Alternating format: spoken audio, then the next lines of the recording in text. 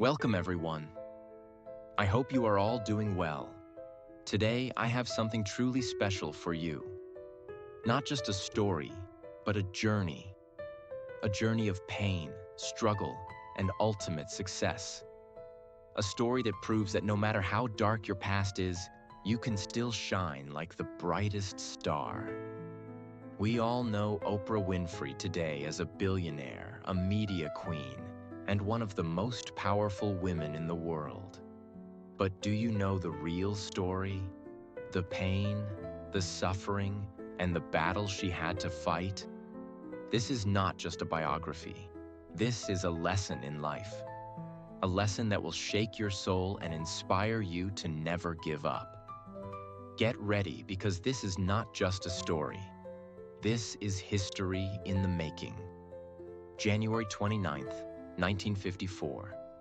A baby girl was born in a small wooden house in Kosciuszko, Mississippi, USA. Her mother, Vernita Lee, was just a teenage housemaid. Her father, Vernon Winfrey, was a soldier. From the moment she was born, life was already against her. Her mother was poor, had no education, and struggled to even feed herself. She wasn't ready to raise a child. Her father wasn't even there when she was born. Imagine this: a newborn baby, born into poverty, born into struggle, born into a world where survival was a daily fight. This was the world Oprah was born into. Since her mother was too young and had no money, Oprah was sent to live with her grandmother, Hattie Mae Lee. Her grandmother was strict but loving. She was poor but hardworking. Oprah spent her first 6 years in extreme poverty. She didn't have fancy toys or beautiful dresses. She wore dresses made from potato sacks because they couldn't afford real clothes. She had no TV, no books, no comfort, only struggles. Her grandmother was deeply religious. Every Sunday, Oprah was forced to go to church. And by the age of 3, she was already reciting Bible verses in front of the church crowd.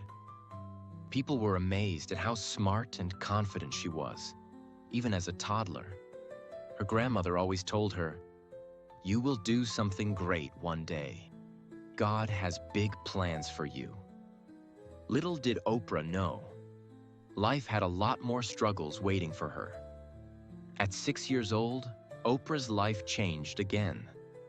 Her mother, Vernita, had moved to Milwaukee, Wisconsin, and was now working as a maid.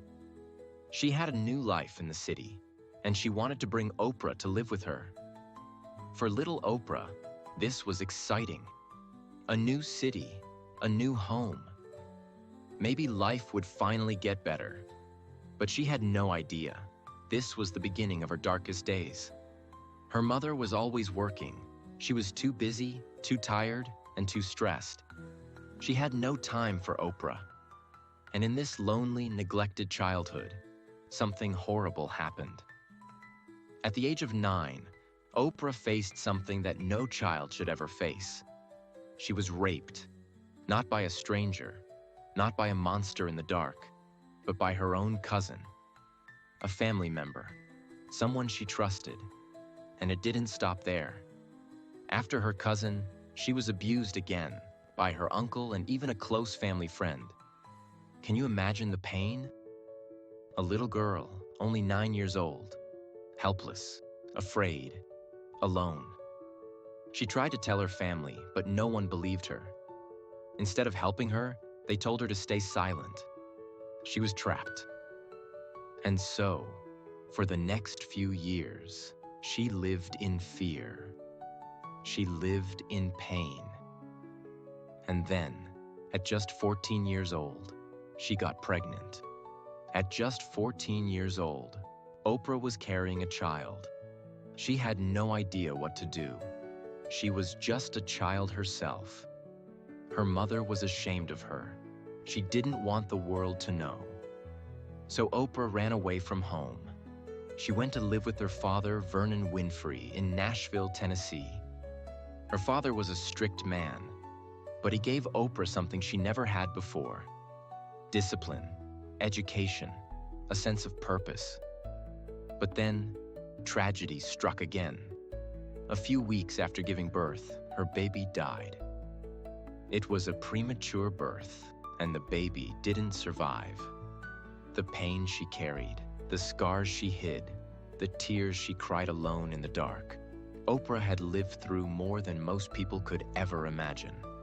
She had been abused, abandoned, shamed, and silenced. But she was still here. She had survived. And now it was time for her to rise. She was no longer that helpless girl in Mississippi. She was no longer the frightened child hiding in her bedroom. This was the moment she decided, I will not let my past define me. I will not let my pain control my future. I will rise. I will fight. And I will win. Oprah Winfrey was about to become something more. But first, she had to fight. She had to fight poverty, rejection, self-doubt, racism, and sexism. And she had to fight against the one thing that was holding her back the most, her own fears. Her father was strict, disciplined, and serious about education. He made rules. He gave structure. He expected greatness. And Oprah? She hated it at first. She wasn't used to having someone watch over her so closely. She wasn't used to following a schedule. But over time, something changed. She started to see what her father saw: potential. For the first time, someone believed in her. For the first time, someone pushed her to be more. Her father made sure she did her homework every night. He gave her books to read. He taught her lessons about life. And most importantly, he taught her to speak. She started entering public speaking competitions. At first, she was nervous. Her voice would shake. Her hands would tremble. But then, something amazing happened. When she spoke, people listened. Her words had power. Her voice had strength. And for the first time in her life, she felt like she mattered. That was the moment everything changed. She wasn't just a girl from a poor town. She wasn't just a victim. She was Oprah Winfrey, and she was about to change the world. One day, Oprah entered a public speaking competition. She stood on stage in front of hundreds of people. She took a deep breath. And then she spoke. She spoke about her life. She spoke about pain, struggle, and hope. She spoke about never giving up. When she finished, the audience was silent. And then, applause. People stood up and clapped. They weren't just clapping for her speech. They were clapping for her story. They were clapping for her strength. That day, she won the competition. And with it, she won a full scholarship to Tennessee State University. A poor girl, a broken girl, a girl who had nothing, now had a chance to have everything. She packed her bags. She left behind the pain of the past. And she stepped into a new world. At Tennessee State University, Oprah planned to study communication. She didn't know what she wanted to do yet, but she knew one thing. She loved to talk. She loved to connect with people. She loved to tell stories. And in college, she found her true calling, media. She started working at the university's radio station. She became a local newsreader. And then, at just 17 years old, she got an opportunity that would change her life forever. A local TV station, WVOL, was looking for a news anchor. They had never hired a black woman before. But Oprah's voice was too powerful to ignore. She went for the interview. She sat in front of the camera. She read the news with confidence and grace. And when she finished, the director said just one thing: "You're hired." At 17 years old, Oprah Winfrey became the first black female news anchor in Nashville. She was young. She was new. She had no experience. But she had talent, and that talent was about to take her to places she never imagined. In the 1970s, TV was still dominated by white men. Black women were rarely given big opportunities. Producers would criticize her appearance. They told her she was too emotional, too expressive, too raw. But Oprah didn't change herself. She didn't try to fit into their expectations. She kept being real. She kept being Oprah. And people started noticing.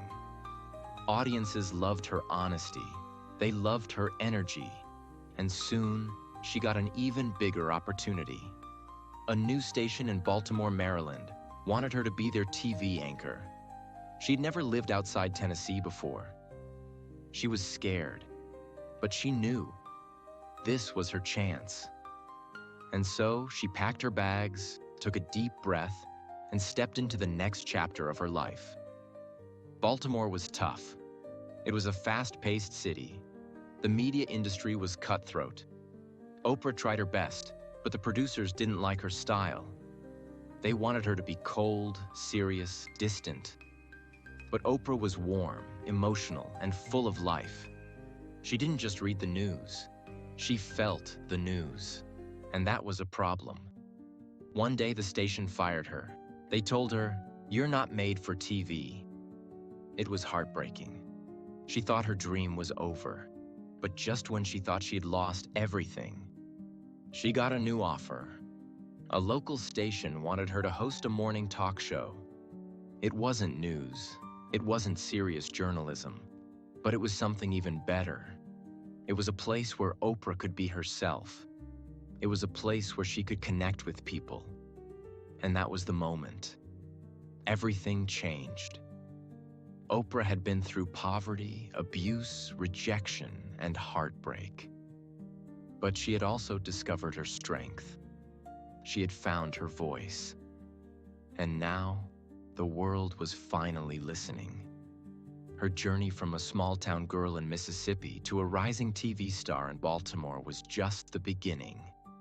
She was about to change television forever. But first, she had to prove herself. And proving yourself in a world that doesn't believe in you, that takes everything you have. When Oprah started hosting People Are Talking in Baltimore, she was nervous. It wasn't a big national show. It was just a small morning talk show. But for Oprah, it was a chance to be herself. Most TV hosts at the time were formal, controlled, distant. But Oprah? She laughed loudly. She cried openly. She hugged strangers. She felt every single story she told. And that was something America had never seen before. Audiences fell in love with her. For the first time, people weren't just watching TV. They were feeling it. They were connecting. And Oprah? She was becoming a household name. But just as she was getting comfortable in Baltimore, something unexpected happened. A phone call, an opportunity, a once-in-a-lifetime chance that would change everything. A TV producer from Chicago had been watching Oprah's success in Baltimore, and he had an offer. How would you like to host your own show in Chicago? Chicago was big. It was a major city. And this wasn't just a small morning talk show. This was a show that could make Oprah a national star. But it was also a risk. If she failed in Baltimore, no one would remember. But if she failed in Chicago, her career would be over. For weeks, Oprah thought about it. She asked herself, "Am I ready for this? Do I have what it takes?" And then she remembered everything she had been through. She remembered being abused, rejected, doubted, and fired. When Oprah arrived in Chicago, she was given a small, low-rated morning talk show called AM Chicago. It was losing in the ratings. No one believed it could succeed. But Oprah had a vision. She wasn't going to do TV like everyone else. She wasn't going to follow the rules. She was going to create something new, something real. From the very first episode, people felt the difference. Oprah wasn't just interviewing celebrities. She was talking to real people about real issues. She wasn't afraid to discuss poverty, racism, abuse, mental health, and struggles. She brought ordinary people onto the stage. She gave them a voice. She made people feel seen. And within just a few months, the ratings skyrocketed. Oprah's show went from being the lowest-rated morning show in Chicago to the #1 talk show in America. And in 1986, something historic happened. The small show called AM Chicago was officially renamed The Oprah Winfrey Show. And television would never be the same again. For the next 25 years, The Oprah Winfrey Show would become the most watched talk show in history. But it wasn't just about entertainment. Oprah wanted to change lives. She used her platform to talk about real struggles. She opened up about her own abuse. She encouraged women to speak up and fight back. She brought attention to domestic violence, poverty, and racism. And she became the most trusted woman in America. People didn't just watch Oprah. They believed in her. They trusted her. She wasn't just a TV host. She was a leader. And that power, she used it to change the world. For the next 25 years, The Oprah Winfrey Show wasn't just a talk show. It was a phenomenon. Every afternoon, millions of people around the world would rush to their TVs, eager to see who Oprah would talk to next. Would it be a Hollywood superstar? A world leader? A person with an unbelievable story? No one ever knew, and that was the magic of Oprah. She kept her audience hooked, episode after episode. Her interviews weren't just conversations, they were moments. Sometimes shocking, sometimes heartwarming, but always unforgettable. There was the time Tom Cruise lost his mind, jumping on her couch like an excited kid. In 2004, Oprah Winfrey made TV history by giving 276 audience members a brand new Pontiac G6. She excitedly shouted, "You get a car, you get a car, everybody gets a car." The audience screamed, cried, and celebrated as they found car keys under their seats. The giveaway was life-changing, but winners had to pay around $7,000 in taxes on their cars. Despite this, the moment became a symbol of generosity, hope, and life-changing kindness, proving that giving can make a real impact.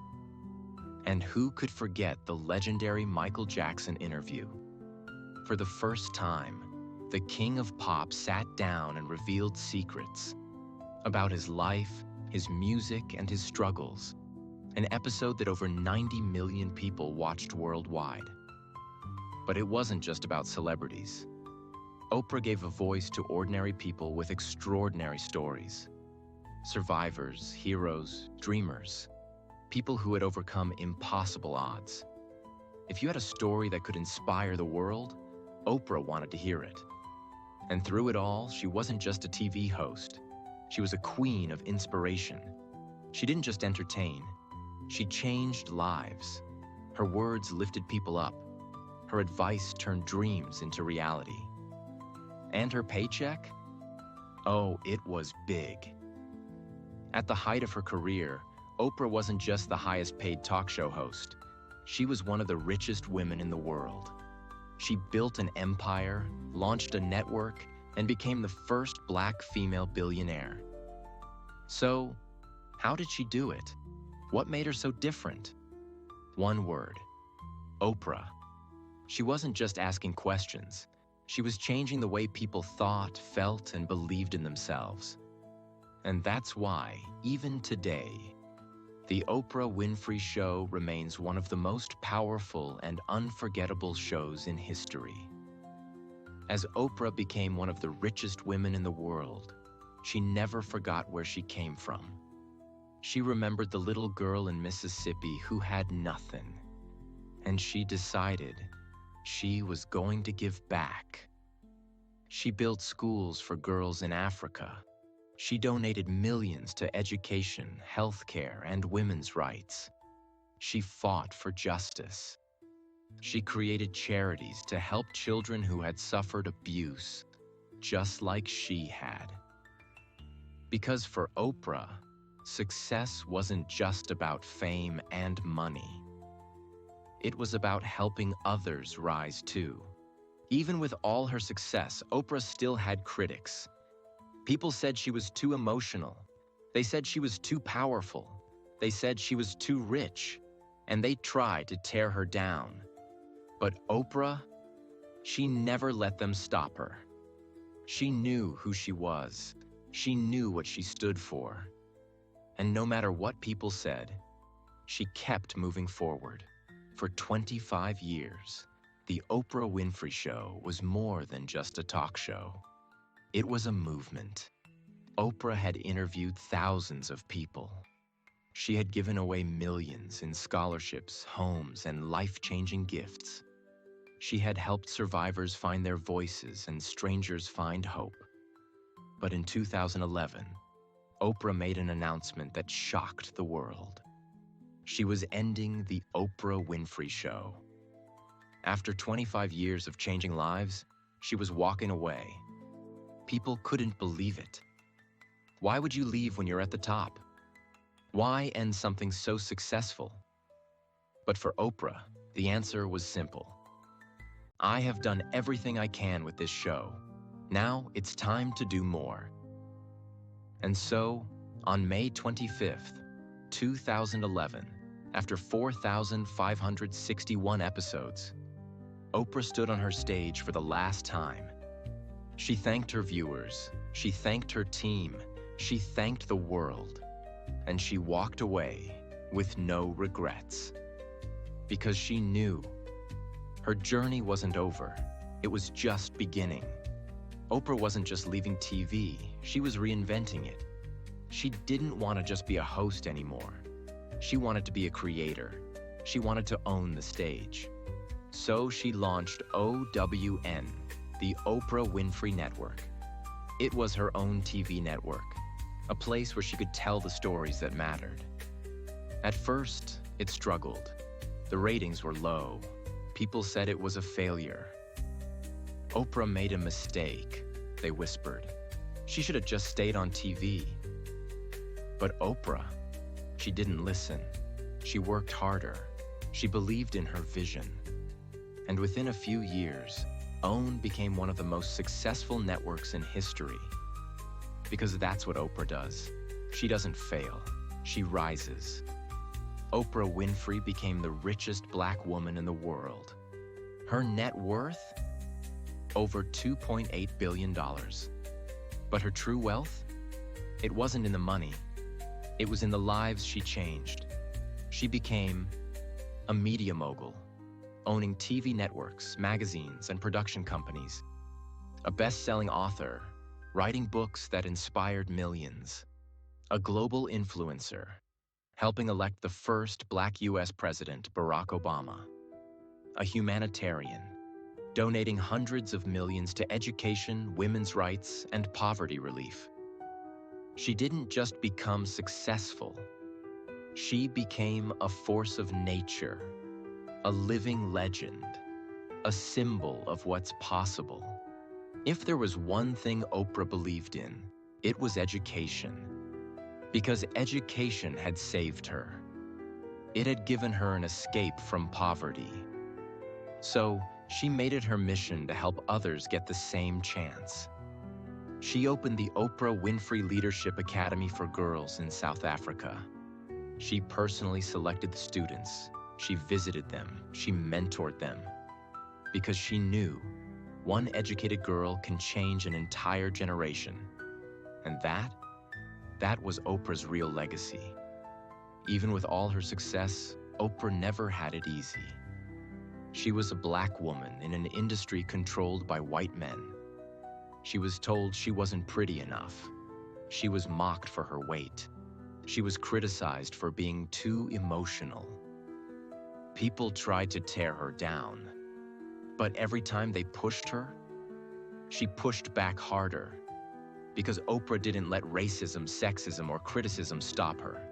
She used them as fuel. She used them as motivation. She took every insult, every doubt, every rejection, and she turned them into power. Oprah owns some of the most luxurious homes in the world. Each one is a reflection of her success. 1. The Promised Land Mansion, Montecito, California. Worth $100 million. Size, 23,000 square feet. Features: 6 bedrooms, 14 bathrooms, 2 theaters, a massive library, a wine cellar, a private rose garden, an infinity pool, a 3,000-acre backyard. Oprah calls this home the Promised Land because when she was a little girl, she used to dream about having a big house with beautiful gardens. That dream is real. She wakes up every morning to ocean views, peaceful mountains, and endless space. She created her own paradise. 2. Her Hawaiian estate, Maui, Hawaii, worth $200 million. Size, over 1,000 acres. Features, multiple houses, private hiking trails, organic fruit and vegetable gardens, breathtaking ocean views. Oprah's home in Hawaii is where she finds peace. She spends her mornings walking barefoot on the grass. She picks fresh fruits from her own trees. She lives close to nature. Because for Oprah, true wealth isn't just about money. It's about health, happiness, and freedom. 3. Telluride Mansion, Colorado, worth $14 million. Features: a private ski resort, a high-tech home theater, a luxurious spa, heated driveways to melt the snow. Oprah loves this house because she enjoys skiing in the mountains during the winter. She has everything she needs to relax, unwind, and enjoy life. Oprah doesn't wait in long airport lines. She flies in her own private jets. She owns Gulfstream G650, worth $75 million. Global Express XRS, worth $42 million. With these jets, she can fly anywhere in the world at any time, because she knows that time is the most valuable thing in life. Oprah isn't obsessed with cars, but when she buys one, she goes for the best. Some of her cars include Rolls-Royce Phantom, worth $450,000, Tesla Model S, worth $90,000, because she believes in clean energy. Cadillac Escalade, worth $100,000, her daily ride. Her cars are about comfort, power, and style. Oprah Winfrey's inspirational speech. There will be moments in life when you feel lost, when you feel like the world is against you. I know this because I have been there. I was born into poverty. I faced rejection. I suffered pain that no child should ever endure. But I stand before you today as proof that your past does not define your future. Every single person listening to me right now, you have a purpose. You have a gift inside you. But the world will try to tell you that you're not good enough, that you can't make it, that your dreams are too big. I'm here to tell you, that is a lie. I want you to look at yourself in the mirror and say, I am enough. I am worthy. I am powerful. Because the moment you believe it, everything changes. Success is not about where you come from. It's about where you are going. It's about what you choose to do every single day. Do you sit and complain about your struggles? Or do you stand up, take control, and fight for the life you deserve? You will fail. You will fall. You will hear no more times than you can count. But let me tell you something. Every no brings you closer to a yes. Every failure is a lesson. Every setback is a setup for your comeback. You don't have to be the smartest. You don't have to be the richest.